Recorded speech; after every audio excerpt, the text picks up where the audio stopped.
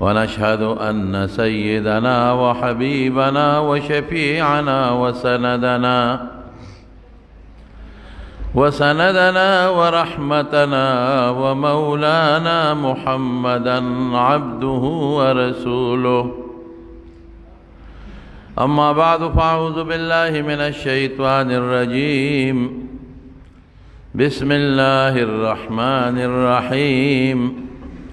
يا أيها النبي إنا أرسلناك شاهدا ومبشرا ونذيرا وداعيا إلى الله بإذنه وسراجا منيرا.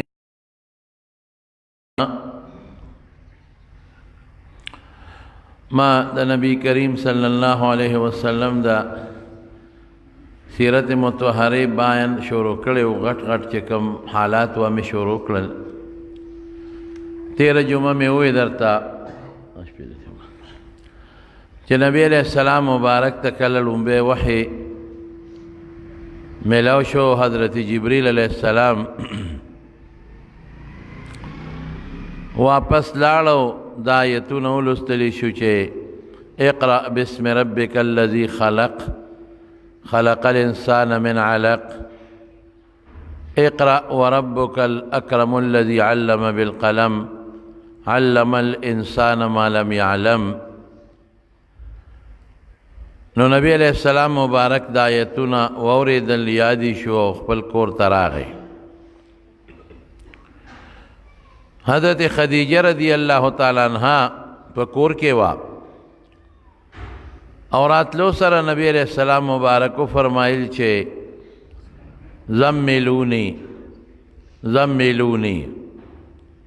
په ما باندې صادر واچوي، ما پټ کې. نو اب حضرت خدیجه مو کور کې نور خلق بمو، خو ذکر دلته کې صرف د حضرت خدیجه رضی اللہ تعالی عنہا راځي. فزملوه نو د کور خلقو په صادر واچو. هغه ته یو د بن کا چې کوم فنګر کې د پلو پرخه صادر په واچو. نو چې کله د نبی کریم صلی الله علیه وسلم طبیعت لګي او ګټي برابر شو، نو صادر مبارک نے سر وستنو چې څه حالات التکی لیدلیو، هغه حالات ذکر حضرت خدیجه رضی الله تعالی عنها ته ذکر بیان کړ چې دغه څه په غار حرا کې ومو، دغه یو انسانی شکل باندې فرشتہ و خو یو انسان په شکل و یو انسان راغی او دا چلو شو. او بیا فوراً رسول الله مبارک فرمائی کہ لقد خشیت علی نفسی، خدیجه زه خو په ځانو یریدم. ځکه 3 ځله ورته جبریل علیہ السلام زور ورکو. نو خو فرشته ده که انسانی تا شکل کې ده، خو قوت او طاقت د فرشته خو ډېر زیات وي. نو زه ویریدم. او بعض علماء لیکي چې خشیتو ویریدم، بعض وی چې هغه وخت مو یریدم اوس هم یریږم په ځان. طبیعي خوف او یره په انسان راتلی شي، په پیغمبر هم راځي، غیر اختیاري طبیعي. دا د انسان وجود داسې جوړ دی چې دبا دبا یره خامخا که د ګرمۍ یره پرې رانشي نو دی به سوري ته ولې کښېني، که د یخنۍ یره پرې رانشي دی به صادر څنګه واچوي نه شي، که د مار او د لړم یره پرې رانشي نو دی خو بیا مارانو په نیم ګرځي را پاسه، او که د مچۍ یره پرې رانشي ګبین نه بلا سوړي. د غلغدو یره چې پرې رانشي دی به دروازه څنګه نه بندوي. نو دا طبیعي خوف او یره دا په انسان راځي، په پیغمبرانو هم راځي. یاره نه یو د الله ذات مبرأ منزه دی. حضرت موسی علیہ السلام چې کوم وخت کې د الله په حکم کونټه وغورځوله په کوه تور کې، او د هغې نه اجدها جوړه شوه. د موسی علیہ السلام یو څو قدمه په شا منډه کړې،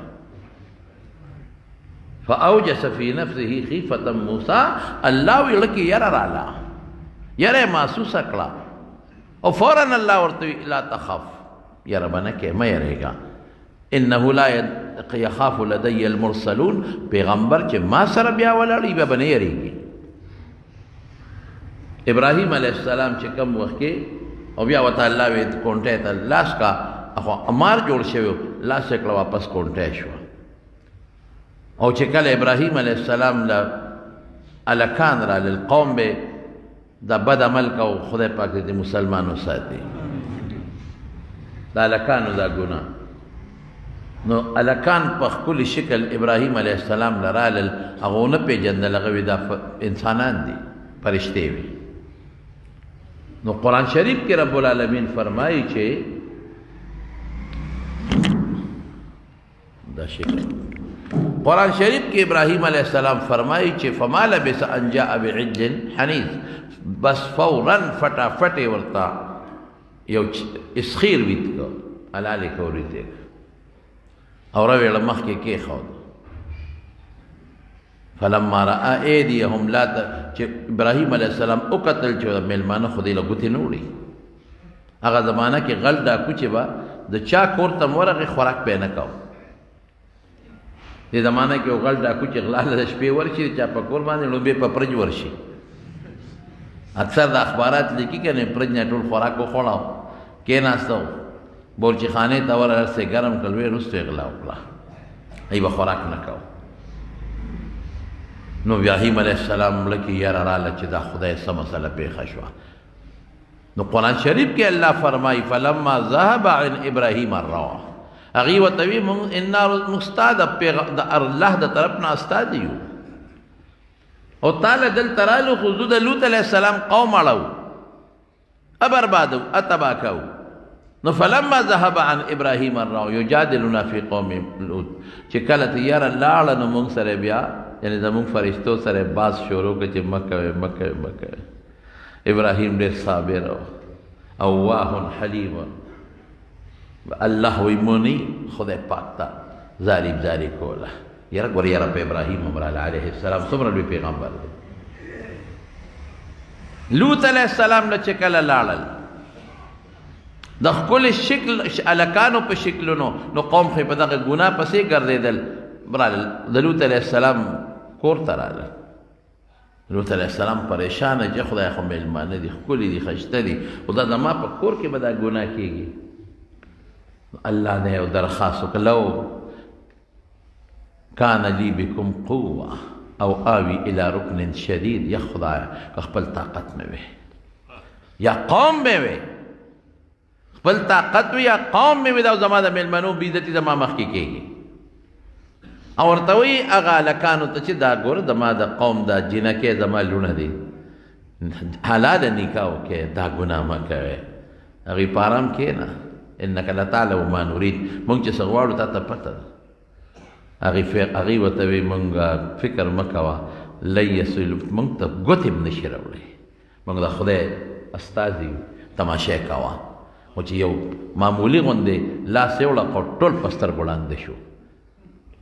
هغه وخت کې لوط علیہ السلام هم په زړه کې هیبت او یره محسوس کړه. نو پیغمبر باندې فطري طبعي یره په هر چا راځي. ما خو درته ووایي چې د ګرمۍ یره را نه شي بیا به سوري له څنګه منډه وی، دا خو لیوني سړی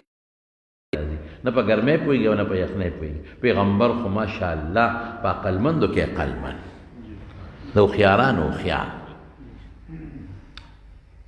خشیت علی نفسي په ځان ویرېدم چې خدای دومره اجنبیان خلق دي ځان ته تر غاړه سم زور یې راکړو، خولې رانه وبېدې او یا یریږم په ځانو سم چې دا بار بار راځي دغه زورونه راکوي، دا خو زما سبا به زه څه کوي. حضرت خدیجه ډېره زیاته هوښیاره وه او دې کله فکر چې ونه کړي. ښځه دې ته انک لتصل الرحم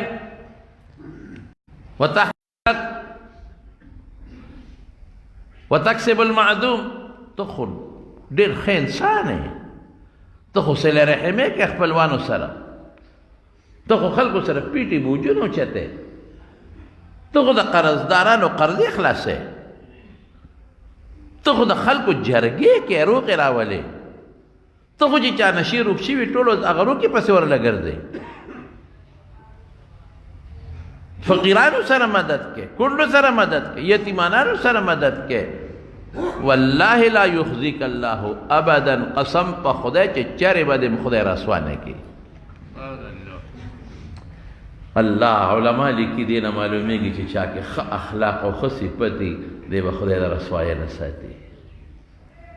او چې چا کې ښه اخلاق او ښه صفت او مخلوق سره ښېګړې کوي او بد ور سره نه کوي د ده به رب العالمین حفاظت هم کوي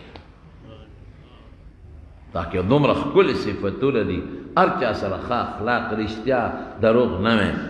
دوکه نه کې د هر چا سره مدد کې مرسته کې چرې به د خدای رسوا نه کړي خو صفات او خو اخلاق والا خدای نه رسوا کوي چرې به د خدای ذلیله نه کړي الله به د هر وخت کې مدد کوي او چې دا چا سره حمایه کې دا خپلوان دا به د ملګري دا یتیمانان فقیران به د ملګري دا قوم به د ټول ملګري کې چې فکر ونه کړي او چې دا ټوله قصه یې ورته وکړه حافظ ابن حجر رحمت الله علیه په فتح الباري کې یو واقع نقل کړې ده اگر چې روایت مرسل دی خو بهر کې حضرت خدیجه ورته څه وایي وایي دا ته چې څه وایې که نه وایي ابشر خوشحاله شه ابشر ما یفعل الله بک الا خیرا تا سره به الله بې د خیر نه بل څه نه کوي او بیاوتی ابشر فوالله انك لرسول الله حقا مبارک مبارک مبارک ته د خدای رښتونی پیغمبر یې ډاډ به ورکوي ښځه په نیکۍ کې ښځه دې ته وایي چې خاوند له ډاډ ورکړي دا نه چې یو سړی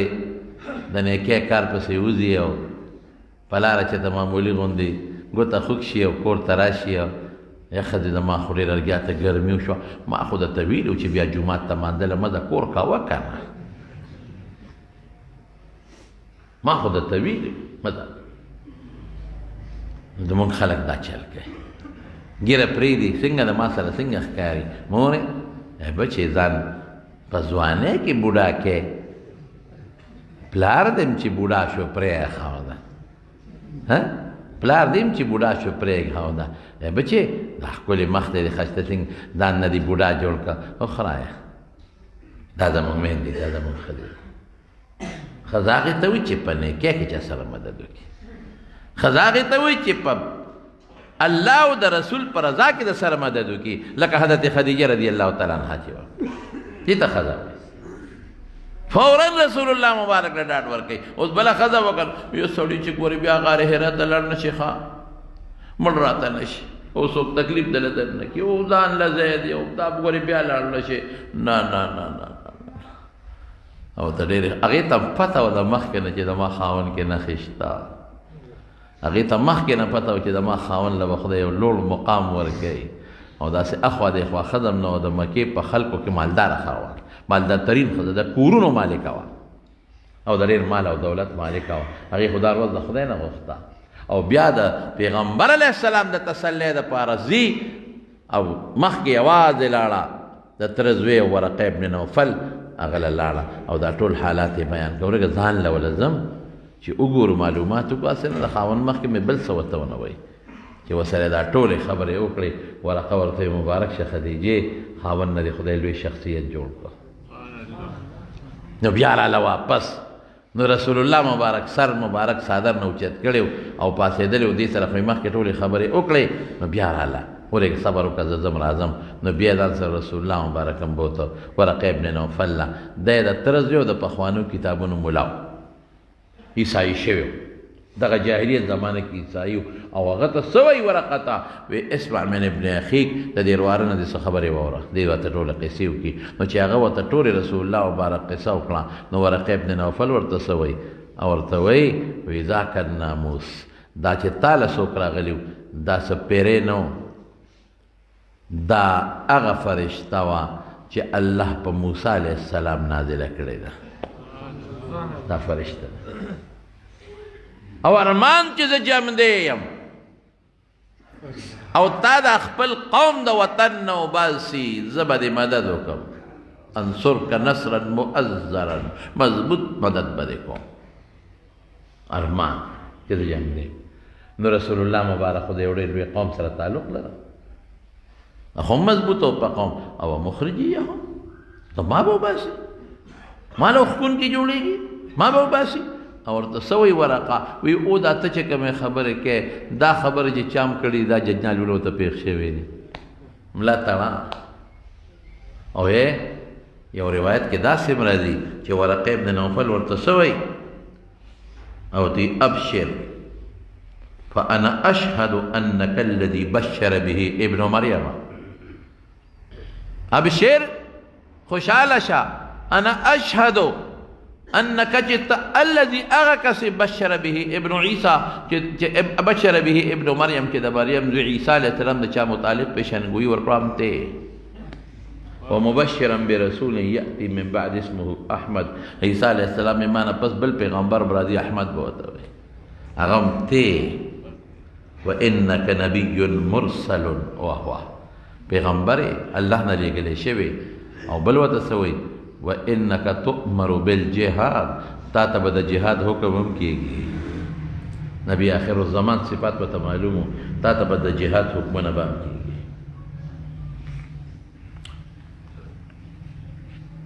ورقه ابن نوفل بیا مړ شو دې ورځو کې. د پیغمبر علیه السلام د دعوت نه چې الله ورته د دعوت حکم نو کړی هغې نه مخکې وفات شو. نو یو ځل ته خدیجه رضی الله تعالی عنها تپوس وکړه د رسول الله مبارک نه، وی د الله رسوله ورقه خو ته یو ګونه منلې وې، خو ستا د دعوت نه چې تا خلکو ته د ایمان دعوت ورکړه هغې نه مخکې مړ شوی دی، د حال بسي. وی خدیجې وی په خوب کې مې په ډېرو ښکلو سپینو جامو کې لیدلی دی، او چې څوک په سپینه جامه کې څوک په خوب کې وویني دا د جنتیت نښه ده. دې وجې نه علما لیکي چې ورقه مسلمان، خو لیکن مونږ دا نشو ویلي چې لومبي مسلمانو، مونږ چې حضرت ابوبکر صدیق ته لومبي مسلمان وایو، نو په دې بنیاد چې رسول الله مبارک ته حکم وشو چې د خلکو ته د ایمان دعوت ورکړه، هغې نه پس لومبي مسلمان حضرت ابوبکر صدیق رضی الله عنه اولو صحابو کې. او حضرت خدیجه څومره بختوره ماشاءالله، څومره ډاډ په نیکۍ کې د ښځو صفات دا دی، زنانه چې اوري دا دی واوري چې خاوند سره په نیکو کې مدد کوي. جامې به ولېږدي چې دا خاوند پې منځو کړي، څادر به ولېږدي چې دا خاوند پې منځو کړي، جانماز به ورته ایږدي چې خاوند پې منځو کړي، اوبه به ورته ژمي کې ګرمۍ چې خاوند پې منځو کړي، اوړي کې به ورته یخې اوبه راودي او ډاډ به ورکوي اله سړیه شابه سار به پاسئ منزله، ښځه به خاوند پاسي، خاوند به ښځه پاسي. او زمونږ فقهاو لیکلي دي چې که نه پاسي اوبه دې لږې غوندې لاس کې راولي نری غوندې ترمکیا شانتې دې په مخ ورته داسې وشیندي په مخ باندې. خاوند دې ښځې له دا چلو کې، ښځه دې خاوند له دا چلو کې. هسې نه ګوره خیال کوئ چې د پیالې اوبه راوالی ګریوال کې یو بل له واچوي او جګړه جوړه نه شي. او دې زمانه کې خو به هغه غټو څوکو والا کېړی لرې کې ګورې غزار سمدستي کوي، بچر جان لا ښځه غواړي. خدای ته وګوره بشیره، هر وخت به په ملا دا چپړې غزار پروت او تا به څوک پاسئ سار وختي تهجد الله. دونه زورور ښځه زه نه منم چې تا دې سار ته خو ځان له د مرچو په سټه ناست دی. بهر کې زمانو ښځه دا د ښځې صفت دی چې خاوند سره په نیکو کې مدد وکړي، خاوند ته به ډاډ ورکوي. حضرت خدیجه په ټولو ښځو کې لومبۍ مؤمنه، 3 کاله وحی بنده و 3 کاله. او داسې رسول الله مبارک تنگ شو، داسې په تمه وکنه چې بیا به کله راځي، کله به خو 3 کاله بنده وه. حکمتونه پکې دي، خو تاسو دپاره آسان حکمت ده چې رسول الله مبارک لږ مانوس شي او که زر در راځي نو دې هسې نه تکلیف ورته ونه رسېږي. لږ صبر، یو کار چې بنده سخت وکړي لږ انتظار بیا کوي. بل دا چې پرېږده چې دې خپله شوق کې شي او تمه کوي چې ولې نه راځي جبریل. وی کله به دومره تنګ شو چې په لاره به تنو غر ته به وخته چې ځان رارغړوم، دومره به تنګ شو. نو جبریل علیه السلام به فورا آواز ورکړه چې ما داسې مه کوه، انک لرسول الله حقا، ته خو د خدای رښتونی پیغمبر یې، پام کوه. 3 کاله پس بیا غار حرا ته تللی. غار حرا ته چې څنګه 3 کاله پس لاړ، څوک یې تلو کې او څوک یې راتلو کې، هغه فرشته بیا ولیده په یو کرسۍ باندې ناسته وه او دومره د هغې ښکلې وزرې او دومره ښایسته شکل چې صد الافق دا ټول د اسمان غاړه ډکه وه. نو رسول الله مبارک یو درز واوره چې ویې کتل دا منظر یې وکتو، نو څوک وایي واپسی کې چې راتلو، څوک وایي چې ته نو واپس شو بغار حرا ته ونه رسېد او کور ته راغی او بیا وایي دسرونی په ما څادر واچوی، څادر یې پرې واچو. چې څادر څنګه واچو، جبریل علیه السلام دروازې ته را رسېدلی نو آواز یې ورکړ یا ایها المدثر، ای څادر اغوستونکیه قم پاسه. بس د راحت ورځې ختم، د آرام ورځې ختم. قم پاسه فانذر، خلق یروه زما د عذاب نه. وربک فکبر، د رب روی بیان کا، په خپله م خلکو ته مو وایه. وثیابک فطهر، جامې پاکې وساته. ورجز فهجر، څنګه چې د اوسه پورې د بوتانو نه ځان ساتلی دی دقسې رستم ځان وساته. د الله یو عجیبه شان دی، په ټول قرآن شریف کې الله پاک پیغمبرانو ته په نامه آواز کړی. یا آدم اسکن انت و زوجک الجنه، آدمه تو بی بی دی جنت کی اوسیږي. یا نوح اهبط بسلام منا، نوحا سلامتیا د کی پشته نه کوشا علیه السلام. ونادیناه ان یا ابراهیم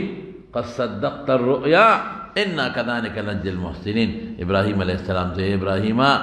دا خوب رښتونه کې. عیسیٰ علیہ السلام ته یا عیسیٰ انی متوفیک ورافع، اے عیسیٰ زه به دې ګورې اوس اسمان ته اوچتوم او زه دې وجنم، بل دې څوک نشي وجلی، وروسته به دې وجنم. او موسی علیہ السلام ته م وایي یا موسی انی اصطفیتک ته مې په پیغمبرانو په پیغاماتو دپاره منتخب کړی. لیکن رسول الله مبارک ته په قرآن شریف کې الله پاک په نامه آواز نه دی کړی، نوم یې ورته ذکر کړی دی محمد رسول الله، په آواز نه دی کړی. دی نه دی ویلی چې ای محمد صلی الله علیه وسلم، بلکې څه وایي یا ایها المزمل، یا ایها المدثر، اے په څادر کې ځان غښتونکیه، یا ایها الرسول بلغ ما انزل الیک من ربک. په صفت نوم اغشتی دی. دا الله مونږ ته ښایي چې زه یادوم په نامه آواز نه کوم، ته به هم په نامه آواز نه کوې، عزت په احترام زه کوم ته به هم کوې. نو جبریل علیہ السلام دا الله خبر راوړی وحی یا ایها المدثر قوم، څادر اغوستونکي پاسه. بس اشارت شو چې د څادر د اغوستو ورځې ختم، د ناستې او د ملاستې ورځې ختم. اوس به ګرځئ زما دین به خلکو ته رسئ، اوس به غار ثور ته م ځئ او هجرت به م کوې او کوڅو کې به م ګرځئ، ګرمۍ کې به م وی او یخنۍ کې به م وی. او خلک ویره وانذر، د یره کې لګي یو بوټی، دوه قسمه آیتونه د قرآن شریف، یو کې انذار دی چې عذاب به راشي، ګورې دوزخ دی، دا دی دا دی. یو کې تبشیر دی، د خوشحالۍ خبرې بیانول، جنت به درکم جنت. خو دا لومبی ډېر ښه شی، دا دواړه ښه دي، خو لومبی ډېر اثر کوي. که یو ماشوم ته یې بچې ورشه ما له دوکان نه سودا راوړه یو 10 روپۍ به درکم، کیدای شي لیت العال وکړي، خو که دې ورته څپېړه نیغه کړه چې ځې که نه دی په منډه به ځي. انذر د پیغمبر دواړه صفتونه دي. کافر د پاره يرونکي دي چې د خدای د عذاب نه ويري او مسلمان شي، بدعمل له يرونکي دي چې د خدای د عذاب نه ويري او د نیکی شروع کی، او نیک لو مسلمان لا مبشر دی. یا ایها النبی انا ارسلناک شاهدا ومبشرا ونذيرا. تبګوي هم کې د قیامت پرس د دې قوم د دې خلاف بم کې دي د پاره به کې گوي بام کې دي د پاره لتكونوا شهداء على الناس ويكون الرسول عليكم شهيدا. قیامت پر بس کېږي. د نوح علیہ السلام د قوم نه الله تاسو کې تاسو نه نبی راغلی دی، هغه ما جاءنا من نذیر، موږ له خو هیڅ څوک نه دی راغلی چې موږ د خدای د عذاب نه یرولیو. نوح علیہ السلام ته وایي څه چل دی کړی؟ الله 900 کاله لمې چاودې دی ورسره، هغه به نه دی راغلی، دروغ به وایي. نوح علیہ السلام ته الله وایي ګواه دې څوک دی؟ نوح علیہ السلام وی محمد و امته صلی اللہ گواہ میں نبی علیہ السلام آخری زمانے پیغمبر محمد و دا امت دے. نبی علیہ السلام فرمائی تاسو به گواہی وکړئ چې الله مونږ گواہی کوو چې د نوح علیہ السلام خپل قوم ته دعوت کړی دین رسول دی. نو قوم به وایي دروغجنو تاسو هغه وخت کوم ځای وئ چې گواہی کوئ. نو مونږ وایو چې بالکل هغه وخت سره که مونږ نو خو مونږ ته خپل رب په قرآن کې ویلی دی. رب دروغ نه وایي، رب په قرآن کې ویلی دی. دقه رنګې رسول الله مبارک به هم دا گواہی کوي الله ما دین رسول دی. اللہ ما دین یوم یقول اللہ څنګه دی للرسل ماذا اجبتم یوم نقول مونږ به پیغمبرانو ته وایو چې د قوم ستاسو دعوت قبول کړی دی که نه سیده ته ویلی دی. الله ما دین رسول دی. عرفات په میدان کې رسول الله مبارک اعلان کوي قوم ته الا هل بلغتو ما دین رسو صحابه وی نعم او بیاوی الا هل بلغت ما ورسو دین هل نعم بیاوی الا هل بلغت دین میں ورسو صحابه نام نو ګوته مبارک درې ځله اوچته کړه او ښکته کړه اللهم اشهد اللهم اشهد اللهم اشهد خدای ته گواشه اسنه قیامت پر انکارونه کې چې موږ له پیغمبر نه راغلی. پیغمبر نه باندې تپوس کیږي او امت تبام تپوس کیږي لتكونوا شهداء على الناس. مونږ به په مخ کې خلکو مونږ به گواہی ورکو د پیغمبر دپاره په قوم چې د پیغمبر قوم ته دین رسول قرآن کې الله وایي ویکون الرسول علیکم شهیدا او پیغمبر به په مونږ گواہی کوي چې الله ما رسول دی او دی قبول کو دی قبول نه که. تا ته پته ده چې چا قبول کړی تا ته پته ده چې چا قبول کړی نه دی نو انا ارسلناک شاهدا ومبشرا. یو گواه هغه چې شي ته ګوري او گواهی کوي، یو گواه هغه چې د خپل علم مطابق گواهی کوي، شی لیدلی نه او د خپل علم مطابق گواهی کوي. لکه زه د خپل علم مطابق گواهی کوم چې دا پلان کې زما زوی دی نور د پیدایش وخت کې زه نوم دی ورته ناست زه د دې گواهی کوم چې دا پلان کې زما نیکه دی د پلار نو دغه وخت کې زه نوم پیدا او گواهی کوم زما علم راغلی دی مضبوط علم دی زما په دې خبره په دې بنیاد زه گواهی کوم. زه په دې خبره مضبوطه گواهی کوم مضبوطه گواهی چې بیت المقدس شته ما لیدلی نه دی. ولې د قرآن په ذریعه زما علم راغلی چې بیت المقدس شته او تاسو دا گواهی کوئ که نه چې امریکا شته امریکا هم لیدلی څه و علم دی که نو هر ځای کې د ګواه دپاره دا لازمه نه ده چې موقع کې حاضر وي او موجود دی وي نه چې علم راغی د هغې مطابق سړی گواهی کولی شي. انا ارسلناک شاهدا ومبشرا زیر ورکوونکی دی. څومره زیری را کړي دي موږ له تاسو له ونذیرا یروونکی دی وداعیا الی الله باذنه د خدای په حکم به دعوت ورکوي ځان نه شي ورکولی د الله په توفیق به ورکوي.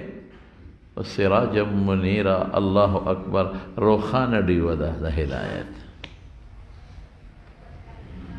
دا د رسول الله مبارک صفت دی. خو زه په تمه ما منلی د خدای رسول ما منلی په ښځو کې لومبی ایمان حضرت خدیجه بنت خویلد لومبی مسلمانه شو لومبی مسلمان ایمان ورنصیب شو.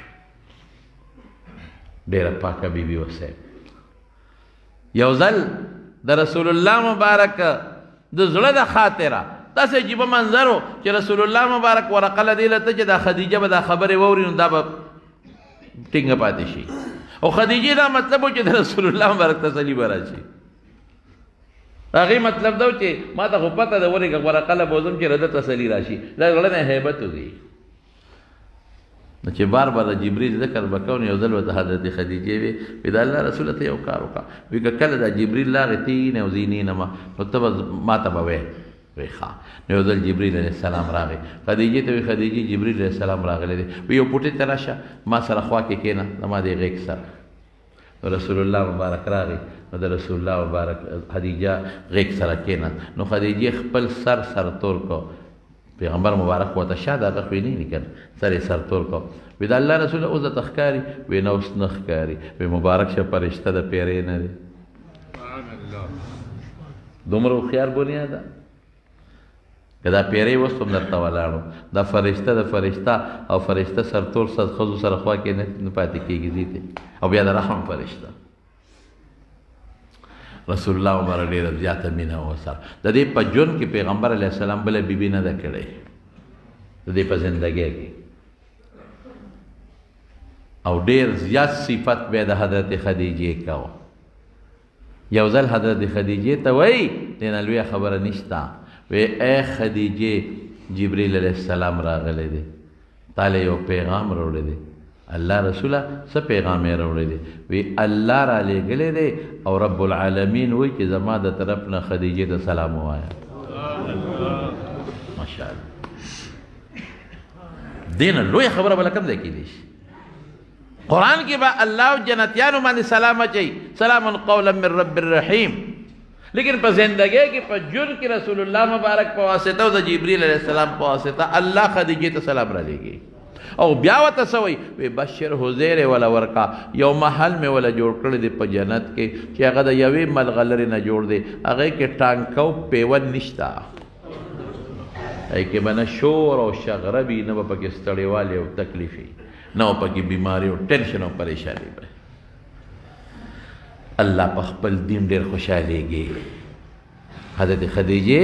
د الله د دین لومبې خدمت وکړو الله په خپل رسول ډېر خوشحالېږي حضرت خدیجې د الله د رسول بېلوسه خدمت کړی دی الله په ایمان ډېر خوشحالېږي لومبې ایمان یې راوړلی دی الله په دې خوشحالېږي چې د نیک خاوند د ښځه قدر وکړي احترام دې وکړي دې هغه کار کړی دی الله په دې خوشحالېږي چې ښځه د خاوند له ډاډ ورکړي دې ډاډونه ورکړي د دین په معامله کې او د ټول مال رسول الله مبارک ته وقف کړی دی او یو ځل حضرت عایشه صدیقه وایي وی رسول الله مبارک به د خدیجې ډېر صفتونه زما مخکې کول نو بنې له خو په بنه قار ورځي که نه او که نه چې بله بنه خفه کې د هغه بلې صفت ورته یاره وی ډېره ښه ښځه وه زما هغه مشره ښځه ابه مړۍ مقبره کې به پرته وي یاره وی ډېره ښه ښځه وه والله که دا جمدی برداشت کولی شي هسې وي د هغې صفت کې هسې موږ خفه کې وی دا د ښځو فطرت دی نو رسول الله مبارک د حضرت خدیجې صفت په دې خیال به نه کوو هسې به صفت کوو څوک به یې خفه کول نه صفت به کوو خدیجه داسې ده داسې ده داسې وه نو عایشه بیبي ورته څه وایي وایي د الله رسوله په دنیا کې جوړم دغه یوه بوډۍ به بله نشته دی همراه شدقین بوډۍ دا وختي اکثر سري که نه دا وختي دغه سرو وښکو والا دغه بوډۍ به بل څوک نو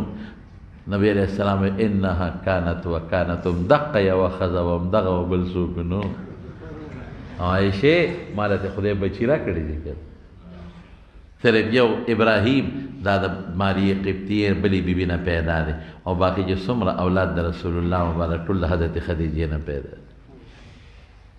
او دومره ورسره د رسول الله مبارک مینه وه چې د وفات نه پس په مدینه منوره کې ګډ چیلې به حلال کا نو د هغې غوښې به چا له لېږلې هغې ښځو له چې کومې د خدیجې ملګرې وې بیبي ملګرو ښځو له غوښې لېږي او یو ځل د حضرت خدیجې خور وه هاله هغه راله پیغمبر علیه السلام ته نو د هغې خبرې د خدیجې په شانتې وې چال هم د خدیجې په شانتې و نو چې کور ته څنګه راننوته او خبرې شروع کړې د رسول الله مبارک سترګې پورنم شي اوښکې پکې راغلې فورا ورته خدیجه را یاده شوه زر بیا وایي اللهم هاله دا خو هاله ده ما خو یې کې خدیجه ده خپله بیبي ورته را یاده شوه په بدر کې حضرت زینب د خدیجې لور و د رسول الله مبارک نو چې بدر کې ابوالعاص د رسول الله مبارک زوم گرفتار شو دا هغه زمانه وه چې د مسلمانې او د کافر منځ کې نکاح جایزه وه څه خبره نه وه مخکې نکاح شوې وه نو چې کله ابوالعاص گرفتار شو نور کافران هم گرفتار شوي وو نو صاحب من رسول الله مبارک صحابو سره مشوره وکړه فیصله په دې وشوه چې د بدر چې څومره قیدیان دي دا به پرېږدو خو دوی به فدیه ورکوي جرمانه به ورکوي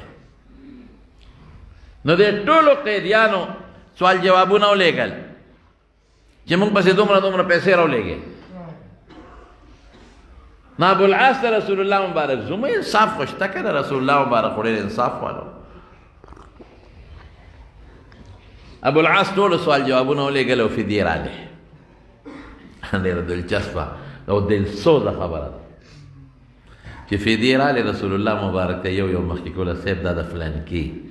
دا د فلانکي دا د فلانکي دا د فلانکي وی دا د ابوالعاص زومی دی دا د هغه فدیه ده کافرو جنګ کې نیولی شوی چې ابوالعاص فدیه را مخکې کړه نو په هغې فدیه کې یو امیل پروت و دې وخت کې د رسول الله مبارک دا لور د ابوالعاص بیبي لا مکه کې وه امیل پروت و بس نبی علیه السلام پوه شو دا امیل د رسول الله مبارک د لورو د ابوالعاص د بیبي او دا هغه امیل و چې حضرت خدیجې د واده په وخت کې د خپلې غاړې نه ایستې او زینب ته یې په غاړه کې اچولی نو چې رسول الله مبارک هغه امیل ته وکتل نو سترګو نه اوښکې روانې شوې ورته ګوري جاړي نو صحابه پوه نه شو وی الله رسوله ته ولې خفه کېږې دا واپس به کوو موږ ټول په دې خوشحاله یو دا د ابوالعاص تا د لور فدیه د خاوند پسې راولېږله دا واپس موږ نه ده پکړه واپس وی نه نه نه فدیه نه واپس کوو وی تاسو صرف سترګو کې اوښکې راغلې وی دا په بله وجه راغلې وی زما لور ما له هغه امیر راولېږه چې د دې وادو نو زما بیبي خدیجې د خپلې غاړې نه امیل کوز کړی و دې ته په غاړه اچولی نو ما له لور هغه امیل راولېږه اشاره یې راکړه چې بابا ما نه هم غواړې فدیه هغه امیل چې ما له مور را کړی د واده په وخت کې هغه غاړه کې ما ته اچولی هم پکې واله نو که مو خوښه دا یو امیل به واپس کړو دا زما د مړې بیبي خدیجې یو تحفه ده د هغې یو نښه ده زما لور سره دا به واپس کړو وی ټول واپس کوي نه دا یو شی به واپس کړو که ستاسو خوښه حضرت خدیجه مبارکه ښځه وه رسول الله مبارک فرمای په ټولو ښځو کې بهترینه ښځه خدیجه ده دې نه بهترینه بله نشته او د هجرت نه 3 کاله مخکې د نبوت 10 کالو تقریبا څه لږ غوندې اختلاف پکې شته خو دا راجح قول دی 10 کاله د پیغمبرۍ نه پس دا وفات شوې ده او مکه مکرمه کې چې کوم قبرستان د جنت المعلا ورته وایي په هغې کې دفن ده قبر یې اوس هم په هغې کې شته د نبی علیه السلام مبارک سره د حضرت خدیجې رضی الله تعالی عنها تقریبا عمر د رسول الله مبارک هغه وخت کې 25 کاله و چې دی په نکاح اخیستې ده 25 کاله او چې کله رسول الله مبارک دا وفات کېده نو د پیغمبر مبارک عمر 50 کاله نو څونه عمر شو د نبی علیه السلام سره 25 کاله 25 سال دی د نبی کریم صلی الله علیه وسلم سره تیرې کړي دي 25 کاله نو د ټولو نه مخکې خو په حضرت خدیجې رضی الله تعالی عنها ایمان راوړو مسلمانه شو او په څلو کې د ټولو نه لومبي ایمان حضرت ابوبکر صدیق راوړه ابوبکر ما ته خو الله دا حکم وکړه وی د الله رسوله بالکل ما منلې او ابوبکر صدیق خو د پیغمبر مبارک د نبوت نه مخکې ملګری و په سفرونو کې ملګری پاتې شوی او په غلامانو کې د ټولو نه لومبي ایمان زید ابن حارثه راوړلی دا د حکیم ابن حزام غلام نو خو چا نیولی و په مکه کې خرڅ کړی و نو هغه خدیجې ته بخلی و د تره لور یې وه او حضرت خدیجې رسول الله مبارک ته بخلی و په غلامانو کې لومبي ایمان ده راوړه او په نابالغ هلکانو کې لومبي ایمان حضرت علي راوړه حضرت علي رضی الله عنه د ابو طالب زوی و یو زمانه کې په مکه کې قات راغی او د ابو طالب بچي خو ډېر نو حضور پاک حضرت عباس ته وی ترته وی عباس کاکا باندې ابو طالب باندې ډېر لوی حالت خراب شوی دی قحط دی او حالت یې ګډوډ دی موت او سره امداد نه کوو عباس وی ډېره ښه ده وبکو مدد نو عباس او رسول الله مبارک ابو طالب له لاړل دا د نبوت نه مخکنۍ خبره ده لا نبي علیه السلام ته پیغمبري او نبوت نو ملو شوی ورپسې لاړ نو ابو طالب ته وی چې مونږه کاکا تا سره مدد کوو عباس ورور د رسول الله مبارک ترو تا سره مدد کوو مونږ باندې څه بوج راواچوه ځکه دې وخت کې ته غریب شوی او قحط د ځمکو آمدنونه هم ختم شوي دي نو تا مدد کوو نو ابو طالب نبی علیه السلام ته وی ښه داسې وکړه د علي ته ځان سره واله دې ته بوځه د ده تربیت کوه او عباس ته وی جعفر ته بوځه دی بل زوی او عقیل ما ته زما د خدمت لپاره پرېږدی نو علي رسول الله مبارک سره بس ماشوم ورسره لوی شوی نو علي صاحب وی علي دغسې مسله ده هغه وی ما ته خو بالکل معلومه چې ته رښتونې دویمه خبره پکې نشته دویمه خبره نشته په دې کې خو که لږ اجازت راکې پلار سره لږه مشوره وکړم څنګه به پلار نه به یېرېده هغه ډېر تکړه سړی و شریف و نفس انسان و ابو طالب څنګه دې خوښه ده وی ورشه مشوره وکړه کور ته لاړ وی بابا وی زما د تره زوی چې دی محمد صلی الله علیه وسلم هغه خو چې ما له خدای پاک نبوت او پیغمبري راکړه او ما ته دعوت راکړه ما یې ورکه بابا سره مشوره کوم بچې مشورې ته ساجت دی الله الله ورته ملګری کېږه ورسره